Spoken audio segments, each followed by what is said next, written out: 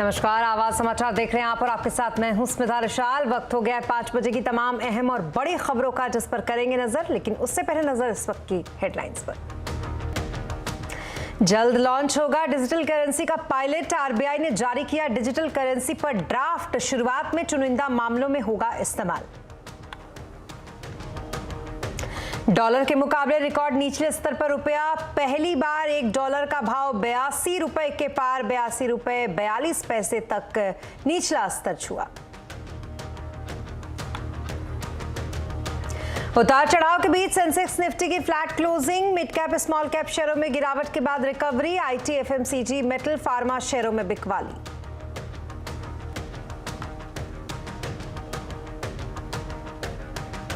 विवाद में फंसे दिल्ली के केजरीवाल के मंत्री राजेंद्र पाल गौतम। बीजेपी ने लगाया हिंदू देवी देवताओं के अपमान का आरोप।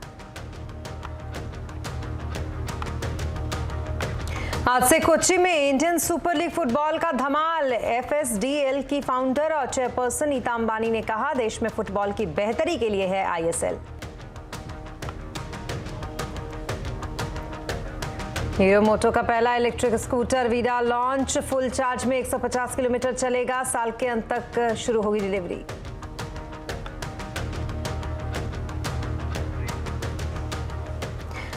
और खबरों की शुरुआत करेंगे आरबीआई की खबर से, जो जल्द ही सेंट्रल बैंक डिजिटल करेंसी का पायलट लॉन्च करेगा। आरबीआई ने डिजिटल करेंसी का ड्राफ्ट जारी कर दिया है। इस खबर पर डिटेल लेते हैं लक्ष्मण रॉय जी से। लक्ष्मण जी, क्या कुछ तैयारी है आरबीआई की इस करेंसी पर? बिल्कुल, जिस क्रिप्टो करेंसी को लेकर हम लोग अब तक विवाद उठता रहा था कि सरकार इसको मान्यता देगी कि नहीं देगी, तो अब साफ हो गया कि सरकार मान्यता तो नहीं देने वाली बहुत जल्द, लेकिन अपना खुद का एक डिजिटल करेंसी लेकर के आने वाली है, जिसको सेंट्रल बैंक डिजिटल करेंसी तकनीकी भाषा में कहा जाएगा। लेकिन इसको एक तरीके से ई रुपया का नाम दिया है रिजर्व बैंक ने। रिजर्व बैंक ने इस बारे में कॉन्सेप्ट नोट जारी किया है और इस कॉन्सेप्ट नोट में लिखा है कि ई रुपया जारी किया जाएगा बहुत जल्द। और ये रुपया कैसा होगा, इसकी रूपरेखा रिजर्व बैंक ने बताई है। उस रूपरेखा के हिसाब से 2 अलग अलग तरीके के ई रुपया होंगे। एक होगा रिटेल, दूसरा होगा होलसेल। रिटेल का मतलब हुआ कि हम आप छोटे कंज्यूमर ग्राहक हर कोई इसका इस्तेमाल कर सकेंगे। होलसेल का मतलब ये हुआ कि कुछ चुनिंदा वित्तीय संस्थान इसका इस्तेमाल कर सकेंगे। दूसरा मॉडल होगा direct model, indirect model. Direct model वाला ई रुपया वो होगा जिसको रिजर्व बैंक डायरेक्ट जारी करेगा। इनडायरेक्ट मॉडल वाला रुपया वो होगा जिसमें वित्तीय संस्थान बैंक इन्वॉल्व होंगे। और तीसरी चीज, रुपये के 2 स्वरूप होंगे। एक टोकन के तौर पर ये रुपया होगा और दूसरा अकाउंटिंग के मकसद से होगा। टोकन के तौर पर जो होगा उसका आप इस्तेमाल कर सकेंगे। जहां इंटरनेट की सुविधा नहीं है वहां भी इसका इस्तेमाल किया जा सकेगा। इन रूपरेखा के साथ डिजिटल करेंसी रिजर्व बैंक की तरफ से बहुत जल्द जारी होने वाली है। जी, बहुत शुक्रिया तमाम डिटेल्स के लिए आपका लक्ष्मण जी। तो कुल मिलाकर अब ये करेंसी जल्द ही जारी होगी, जिसकी रूपरेखा एक तरीके से आरबीआई ने रखा है। और अब बात रुपए की एक बार फिर, वो इसलिए क्योंकि रुपया रिकॉर्ड निचले स्तर पर है। कमजोर रुपया आपकी जेब पर भी अटैक करने जा रहा है। आने वाले दिनों में पेट्रोल डीजल के दाम बढ़ सकते हैं, क्योंकि मजबूत डॉलर ने ओएमसीज की मुश्किलें बढ़ा दी हैं। ओएमसीज में क्या हो रहा है, ये समझने के लिए चलते हैं अपने सहयोगी नीरज वाजपेयी जी के पास। नीरज जी, बताएं जरा, ये चल क्या रहा है ओएमसीज में? देखिए, करेंसी बहुत इंपॉर्टेंट फैक्टर होता है उन कंपनीज के लिए जहां पे इंपोर्ट बहुत होता है। तो जो ऑयल मार्केटिंग कंपनीज हैं, आईओसी, बीपीसी, एचपीसी, इनके लिए क्रूड ऑयल को इंपोर्ट किया जाता है और भारत अपनी ज़रूरत का 2/3 से ज़्यादा या 3/4 से ज़्यादा इंपोर्ट करता है। तो उसके लिए डॉलर की ज़रूरत होती है। इसीलिए ऑयल मार्केटिंग कंपनीज की तरफ से जब बहुत ज़्यादा डॉलर की डिमांड बढ़ जाती है तो करेंसी पे प्रेशर आता है। इसके साथ ही जैसे जैसे अमेरिका में बहुत ज़्यादा दाम बढ़ने शुरू हुए, बहुत ज़्यादा ब्याज दरें बढ़नी शुरू हुई, तो करेंसी और मजबूत हुई और उसी का परिणाम है कि भारत में भी आपको उसका असर दिख रहा है। अब ऑयल मार्केटिंग कंपनीज के सामने मुश्किल ये है कि पिछले 6 महीने से उनके दाम नहीं बढ़ाने दिए गए उनको, तो डबल मार उनके ऊपर पड़ रही कि एक तो प्राइस नहीं बढ़ा रहे, ऊपर से करेंसी इतनी महंगी है कि इंपोर्ट महंगा हो रहा है। तो दोनों तरह से उनको मार पड़ रही है। इवेंचुअली क्या होगा कि हमारे आपके ऊपर इसका बोझ आएगा, क्योंकि पेट्रोल डीजल के दाम कहीं ना कहीं आपको बढ़ाने पड़ेंगे, क्योंकि बहुत लंबे समय तक आप फ्रीज नहीं सकते हैं। एक अनुमान लगाया जा रहा है कि सेकेंड क्वार्टर के जो भी नतीजे आएंगे इसमें तीनों ऑयल मार्केटिंग कंपनीज को मिला के करीब 21,500 करोड़ का नेट लॉस होगा। एबिटा लॉस भी करीब 18,000 करोड़ का है, जो पिछले साल से करीब 4,000 करोड़, पिछले क्वार्टर से 4,000 करोड़ बढ़ के आ रहा है। तो ये एक बड़ी समस्या ऑयल मार्केटिंग कंपनीज की तरफ से आती हुई दिख रही है। साथ ही करेंसी के महंगे होने का, यानी डॉलर के महंगे होने का असर हमारे आपकी बहुत सारी इन चीज़ों पर पड़ेगा, क्योंकि जो भी चीज़ें आप इंपोर्ट करते हैं वो महंगी होती जाएंगी। तो इंपोर्टेड गुड्स की महंगाई का असर भारत पे एक बार फिर से आपको देखने को मिलेगा। अगर कोई यहाँ से पढ़ने जा रहा है तो उसके लिए करेंसी का इम्पैक्ट है, उसके खर्चे बढ़ते हुए दिखेंगे। तो इसलिए जो ऑयल मार्केटिंग कंपनीज हैं उनके सामने मुश्किल है, इंपोर्टर्स के सामने मुश्किल है, गोल्ड कंपनीज के सामने मुश्किल, क्योंकि वो भी इंपोर्ट करती हैं। तो करेंसी के बढ़ने से तमाम दिक्कतें खड़ी हो गई। जी, बहुत शुक्रिया तमाम डिटेल्स के लिए आपका नीरज जी। और अब बात करते हैं मार्केट की। कारोबारी हफ्ते के आखिरी दिन बाजार में काफी उतार चढ़ाव रहा। सेंसेक्स और निफ्टी फ्लैट बंद हुए। सेंसेक्स 31 पॉइंट गिरकर 58,191 पर और निफ्टी 17 पॉइंट गिरकर 17,315 पर बंद हुआ। तो वहीं मिड कैप स्मॉल कैप शेयरों में भी गिरावट के बाद रिकवरी देखी गई। मार्केट का हाल समझने के लिए चलते हैं हमारे सहयोगी यतिन मोहता के पास।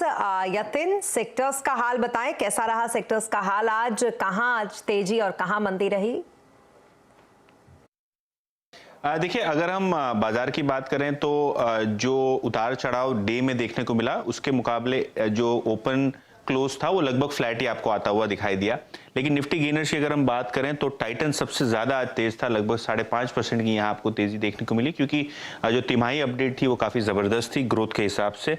पावर ग्रिड, ओएनजीसी और इंडसइंड बैंक वो दूसरे शेयर्स थे जहां आपको खरीदारी के मूड बनते हुए दिखाई दिए। लूजिंग एंड पे फार्मा, आईटी शेयर्स और एफएमसीजी शेयर्स में थोड़ा बहुत आपको बिकवाली का माहौल दिखा। टाटा कंज्यूमर, कोल इंडिया, बीपीसीएल और एमएनएम जैसे शेयरों में आपको 1.5-2% के आसपास की मंदी दिखाई दी। मिड कैप में मार्केट का हाल ठीक रहा। अगर हम मझगांव डॉक शिप बिल्डर्स की बात करें तो आज रिकॉर्ड हाई पे स्टॉक था, लगभग 6% ऊपर। जोमेटो जैसी कंपनी में लगभग डे हाई पे आपको क्लोजिंग आती हुई दिखाई दी, ये स्टॉक भी लगभग 6% ऊपर था। जेएसडब्ल्यू एनर्जी और रेमंड जैसे शेयर्स में भी आपको 4-5% की तेजी आती हुई दिखी इंट्राडे बेसिस पे। लूजिंग एंड पे वैरक इंजीनियरिंग, यहाँ इन्होंने अपना जो यूरोपियन इकाई को बेचने का सौदा था उसका वैल्यूएशन कम किया और इसी वजह से स्टॉक 7% नीचे था। इसके अलावा आवास फाइनेंसर्स, सन फार्मा एडवांस और रैमको सीमेंट जैसे काउंटर्स में आपको भारी बिकवाली आज के सत्र में आती हुई दिखाई दी। बहुत शुक्रिया तमाम मार्केट अपडेट के लिए यतिन आपका। और अब बात इलियोस कैपिटल के समीर अरोड़ा का, जिनका मानना है कि भारतीय इकोनॉमी अच्छा कर रही है। आवाज के मैनेजिंग एडिटर अनुज सिंघल से बातचीत में उन्होंने उम्मीद जताई है कि अगले 2 महीने में एफआईआईज बाजार में लौट सकते हैं।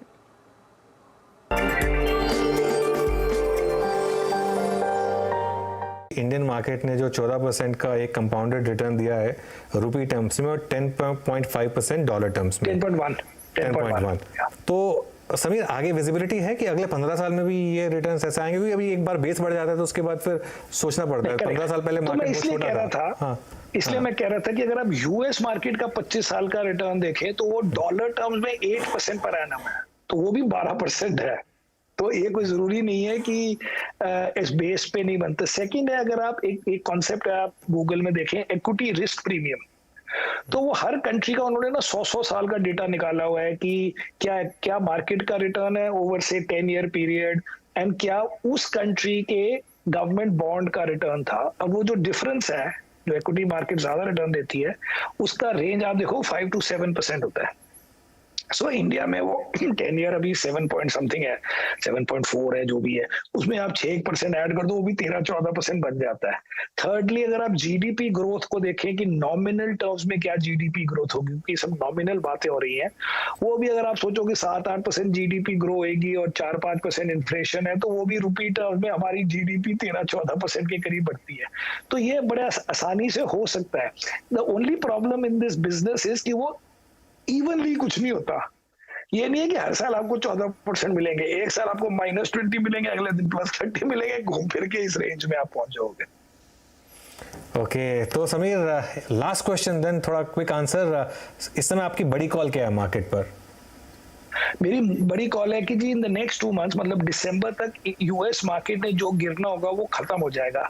अगर गिरना होगा तो गिरेगी और नहीं गिरना होगा तो नहीं गिरेगी, लेकिन एंड हो जाएगा उनका ये अनसर्टेनिटी, बिकॉज अभी 2-3 जॉब रिपोर्ट्स हैं, 2 इन्फ्लेशन नंबर्स हैं, और जब वो गिरना बंद हो जाएगी तब इंडियन मार्केट के एब्सोल्यूट परफॉर्मेंस शुरू होगी।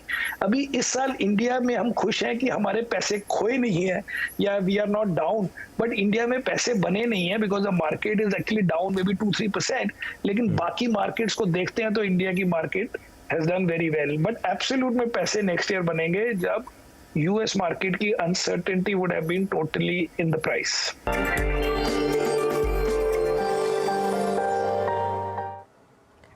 और आवाज के मैनेजिंग एडिटर अनुज सिंघल के साथ समीर अरोड़ा की ये पूरी बातचीत आप देख सकते हैं आज शाम 7:27 पर।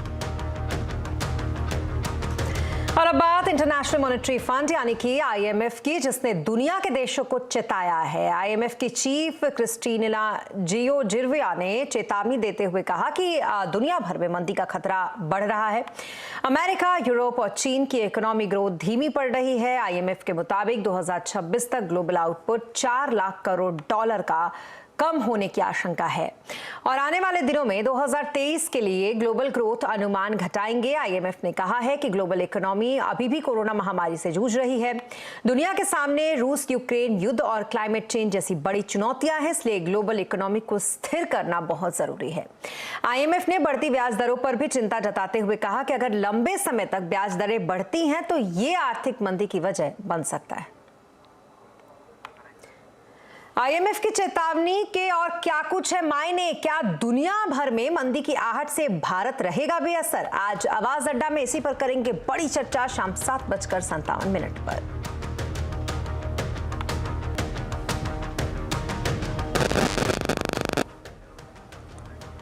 और अब बात करेंगे टेलीकॉम सेक्टर्स की। टेलीकॉम कंपनियों ने देश में धीरे धीरे 5G सेवाओं का रोल आउट करना शुरू कर दिया है। पहले दौर में कहां-कहां 5G सेवा मिलेगी और इसे कैसे इस्तेमाल कर सकते हैं, ये जानने के लिए देखिए हमारी ये रिपोर्ट।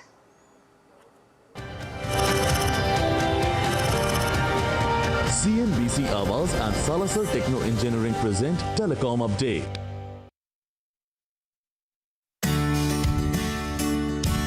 फाइव जी सेवाओं का इंतजार खत्म हो गया। चुनिंदा शहरों में 5G सेवाएं लॉन्च होना शुरू हो गई हैं। रिलायंस जियो ने 4 शहरों दिल्ली, मुंबई, कोलकाता और वाराणसी में 5G बीटा सेवाएं शुरू की हैं। कंपनी के मुताबिक धीरे धीरे पूरे शहर में लोगों को 5G सिग्नल मिलने लगेंगे। अभी सिर्फ इन्विटेशन पर 5G सेवाएं मिलेंगी और ये चुनिंदा हैंडसेट पर ही काम करेंगी। ट्रायल के दौरान 1 Gbps तक की स्पीड देखने को मिली है। जियो का stand alone 5G technique true 5G है। मेरे हाथ में एक वीवो का हैंडसेट है, क्योंकि अभी ये सर्विस जो है सभी हैंडसेट पर उपलब्ध नहीं है, लेकिन इस हैंडसेट पर उपलब्ध है। तो मैं आपको दिखाऊंगा कि मेरे यहाँ पर 5G सिग्नल जो है आने शुरू हो गए हैं। अब मैं आपको इसका स्पीड टेस्ट करके दिखाऊंगा कि मुझे 5G पर कितनी स्पीड जो है मिल रही है। तो मैंने एक नेट वेलोसिटी का ऐप जो है वो डाउनलोड किया है और उसके ऐप के ऊपर मैंने स्टार्ट टेस्ट जो है वो मैंने शुरू कर दिया है। तो ये अब सर्वर से कनेक्ट हो रहा है और ये टेस्ट जो है अब शुरू हो चुका है। तो अब देखेंगे यहाँ पर कितनी स्पीड जो है मुझे मिल रही है।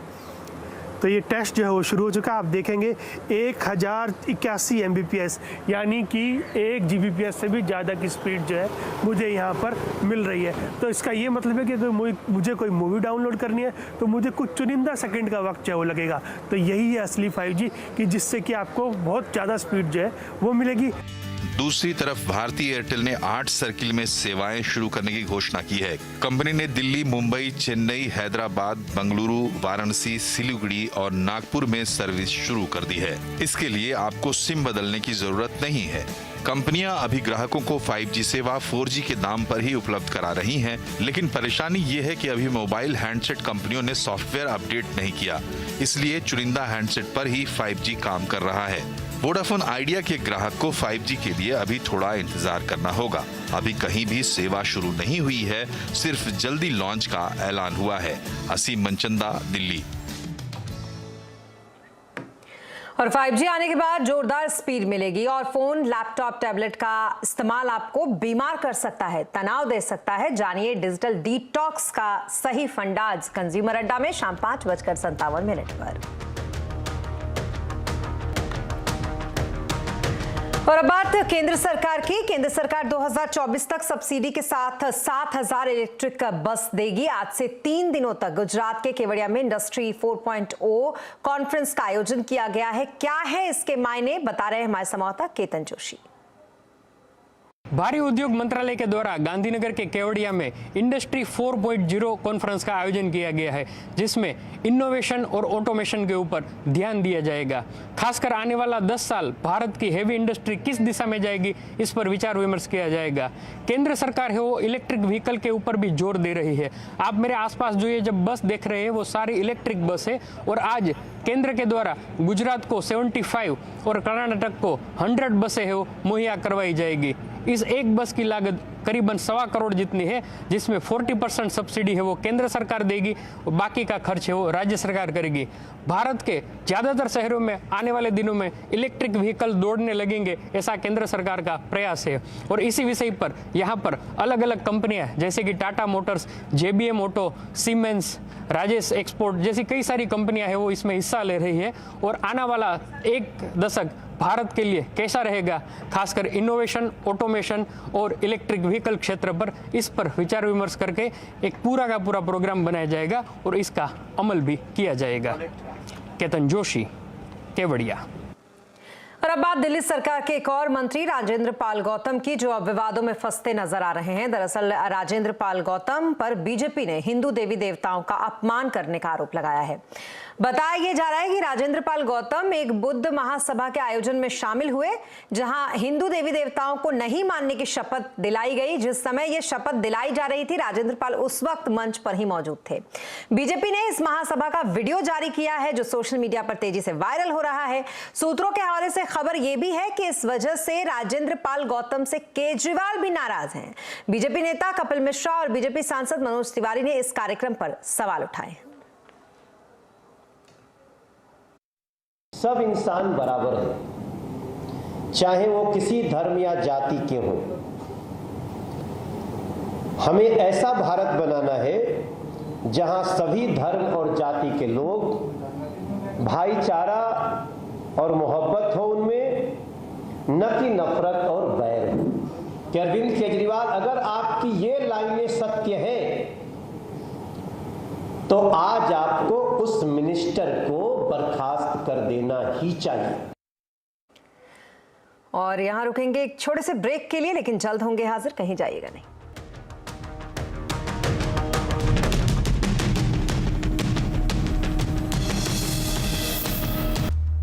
और ब्रेक के बाद एक बार फिर आज से आपका स्वागत है। आज से कोची में football championship hero Indian super league की शुरुआत होने जा रही है। इस बार 2 साल के गैप के बाद फुटबॉल फैंस स्टेडियम में बैठकर मैच का लुत्फ उठाएंगे। फुटबॉल स्पोर्ट्स डेवलपमेंट लिमिटेड की फाउंडर चेयरपर्सन नीता अंबानी ने इस बार ISL सीजन को भारत में फुटबॉल के लिए मील का पत्थर बताया। नीता अंबानी के मुताबिक ISL का इस बार का सीजन पहले से ज्यादा उत्साह के साथ खेला जाएगा। ISL के नए सीजन में कई नए नियम भी रखे गए हैं। इस बार प्लेऑफ के मैच नए तरीके से कराए जाएंगे। पूरे सीजन के दौरान कुल 117 मैच होंगे, कुल 10 टीमें होंगी। सभी 10 टीमों का अपना एक होम ग्राउंड होगा। और अब बात करेंगे नोबेल शांति पुरस्कार की। दरअसल नोबेल शांति पुरस्कार 2022 का ऐलान हो गया। इस बार एक व्यक्ति और 2 संस्थाओं को नोबेल का शांति पुरस्कार दिया गया है। बेलारूस के मानवाधिकार कार्यकर्ता एलिस बियालियात्स्की के अलावा 2 संस्थाओं मेमोरियल और सेंटर फॉर सिविल लिबर्टीज को ये पुरस्कार दिया गया। इसमें मेमोरियल रूस में कार्यरत संस्था है और सेंटर फॉर सिविल लिबर्टीज यूक्रेनी संस्था है। ये पुरस्कार युद्ध मानवाधिकार के हनन और सत्ता के दुरुपयोग के डॉक्यूमेंटेशन के लिए दिया गया है।